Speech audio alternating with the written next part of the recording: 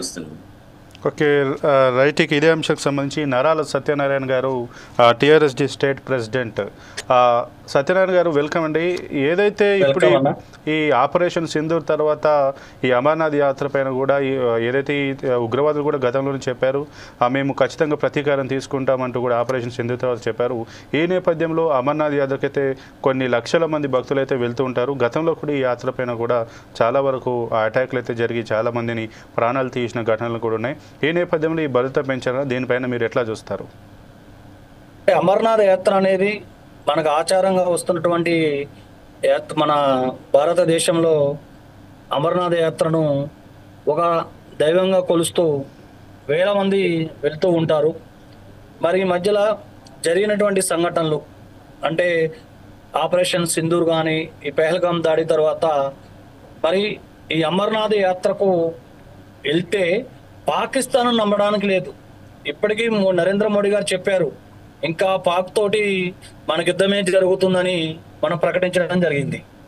కాకపోతే మన మిలిటరీ వ్యవస్థ, మన సైనిక వ్యవస్థ కానీ మన పారా మిలిటరీ బలగాలు ఎంత బలంగా ఉన్నప్పటికీ కూడా పాకిస్తాన్ ఉగ్రవాదులు చొరబడే ప్రయత్నం అయితే తప్పనిసరిగా చేస్తారు.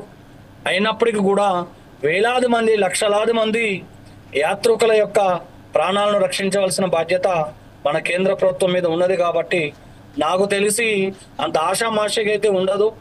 మనం ప్రధానమంత్రి కానీ అదేవిధంగా మన అమిత్ షా గారు కానీ కఠినమైన చర్యలు తీసుకుంటారు. ఇంటెలిజెన్సీ నిఘా వ్యవస్థ మన దేశ చరిత్రలో ఏ దేశానికి లేని ఇంటెలిజెన్స్ చరిత్ర అనేది మనకుంది. కాబట్టి నాకు తెలిసినంత వరకు చాలా పకడ్బందీ ఏర్పాట్లు అయితే జరుగుతున్నట్లు ఒక అంచనా ఉంది.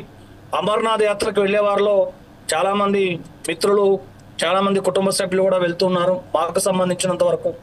కాబట్టి భారతదేశం చాలా ఛాలెంజ్గా తీసుకున్నది. ఒకవేళ దేశ పరిస్థితులను బట్టి అమర్నాథ్ యాత్రను మనం ఆపివేస్తే అది పాకిస్తాన్ లాంటి ఉగ్ర దేశానికి మనం మళ్ళీ అవకాశం ఇచ్చినట్లు అవుతుంది.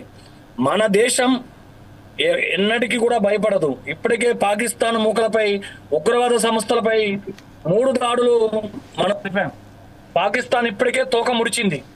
కావున ఎట్టి పరిస్థితుల్లో వేలాది మంది, లక్షలాది మంది అమర్నాథ్ యాత్రికులకు భారత ప్రభుత్వం అనేది ఇబ్బంది లేకుండా చూస్తుందనే నమ్మకం, సంపూర్ణ విశ్వాసం మాకున్నది. Okay right. ఇదే అంశానికి సంబంధించి రామచంద్ర